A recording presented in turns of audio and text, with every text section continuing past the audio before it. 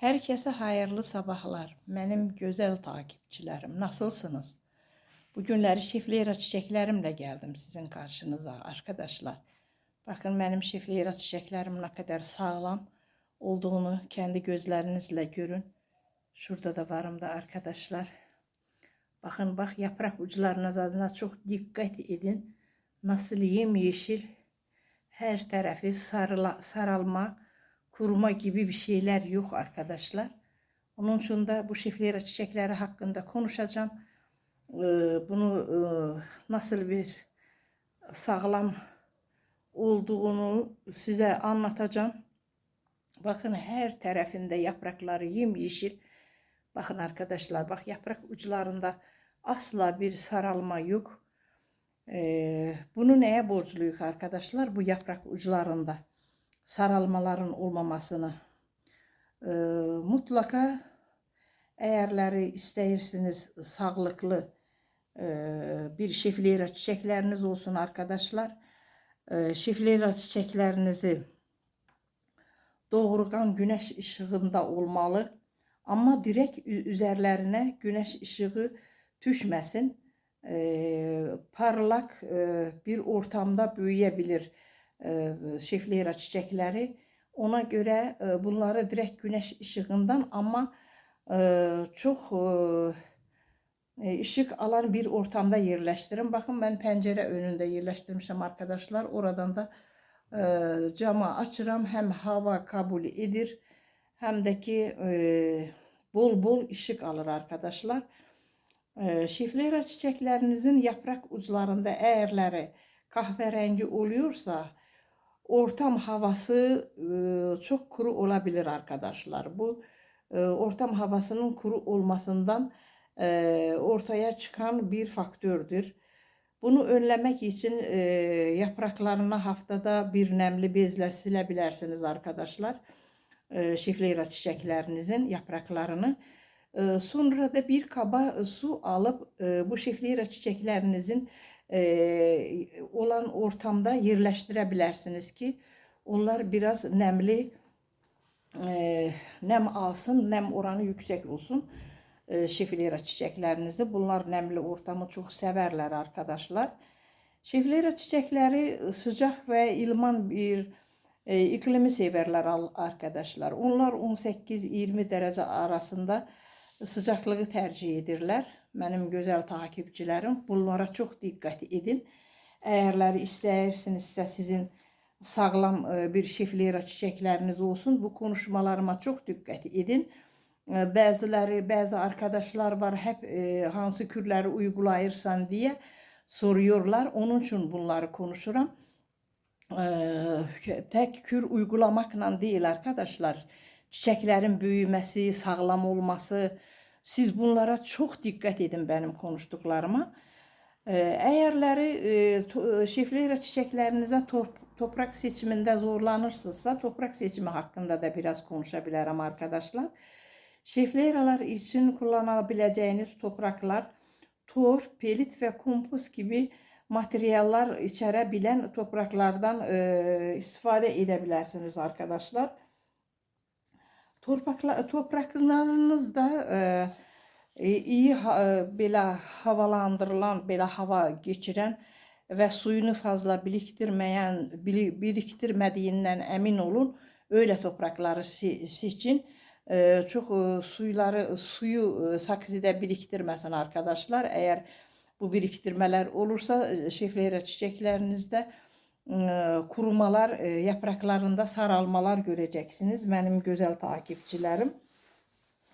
Şifleyra çiçeklerinden en çok dikkat ettiğiniz zamanlar ilkbahar, yaz aylarında daha çok dikkatinizi çeksin arkadaşlar. Onların bakımına bakmak, ilgilenmek. Çünkü onlar bu aylarda çok aktif büyüyebilirler. Sonra da gübrələməsine de kalanda arkadaşlar yazın gübrələmələrine çok dikkat edin. 4-6 hafta geçerek yani bunları gübreleyin. Çok da fazla gübrelemeyine gerek yok. Topraklarını çok düzgün doğru seçtikten sonra Şunların çok fazla gübrələnməyinə gerek yok arkadaşlar. Benim çiçeklerime bak, dikkat edin ne kadar sağlam, ne kadar güzel yemyeşil, yaprak uçlarında da hiçbir şey yok arkadaşlar. İnanın ki bu büyük bakım sayesindədir. Güclü dikkat sayesindədir. Yani bu şeyleri ben elde edebilmişim. Bunun için de çok sevinirim arkadaşlar. Kışın olanda şiflera çiçekleriniz dinlenmeye geçir. Bu çiçeklere çok dikkat edin. Dinlenme zamanı tüm çiçeklere aittir. Dinlenme zamanı şunlara gübre vermeyine gerek yok arkadaşlar. Eğerleri kışında sıcaklık möhkem olarsa, bazen kışın çok sıcaklık olur. O sıcak olan aylarda ara bir ayda bir, iki aydan bir kışında bir gübreleme yapabilirsiniz arkadaşlar. Kendi sağlamlığını itirməsin diye topraklarında da emin olun ki topraklarınız çok güçlü ve temiz, güzel seçmişsiniz topraklarını, benim güzel takipçilerim. Sonra da şeflera çiçekleri, çiçeklerinize eğerleri doğru bakım ve uygun koşullar saklandığında sağlıklı, uzun ömürlü iç mekan bitkisi olabilir arkadaşlar. Ofislerinizde de, evlerinizde de çok seve-seve saklayıp tutabileceğiniz, güzellik veren bir çiçektir arkadaşlar. Işık, sıcaklık, gübreleme ve sulama gibi faktörlere dikkat ederek bu estetik bitkiden en iyi şekilde verim alabilirsiniz benim güzel takipçilerim.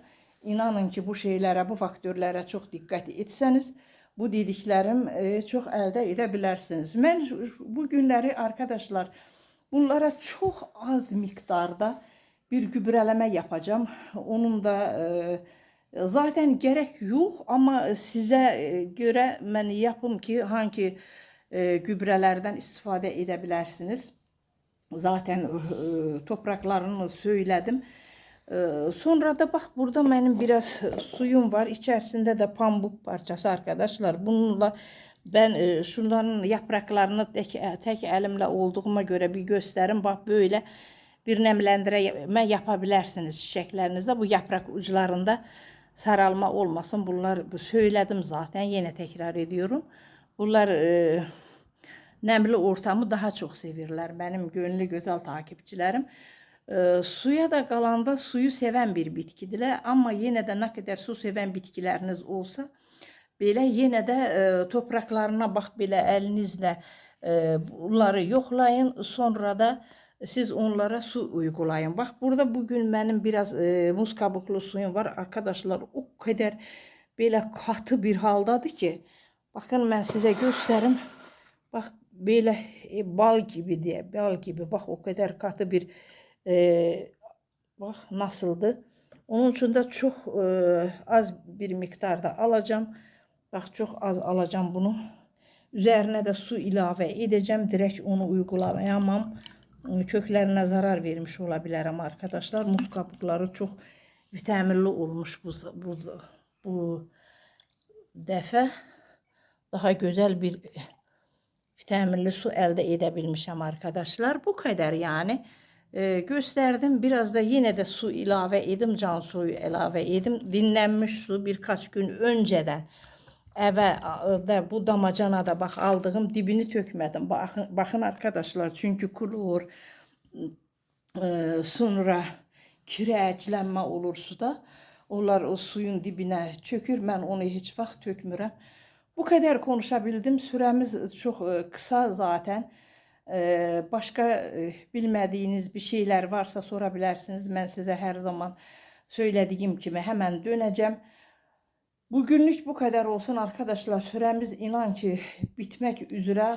Uzun süreli videolar yerleştiremiyoruz. Her birinize teşekkür ediyorum. Hoşça kalın diyorum. Sizin de güzel çiçekleriniz, güzel bahçeniz olsun diye, bak benim çiçeklerimi zaten gözlerinizle görürsünüz arkadaşlar. Ben hepsini kendi çabalarımla bunları elde etmişim. Sağlamlıklarını da koruyuram. İnşallah siz de dikkatle dinleyip aynı şeyleri yaparsınız. Sizin de çok güzel çiçekleriniz olur. Her birinize teşekkür ediyorum. Hoşça kalın diyorum.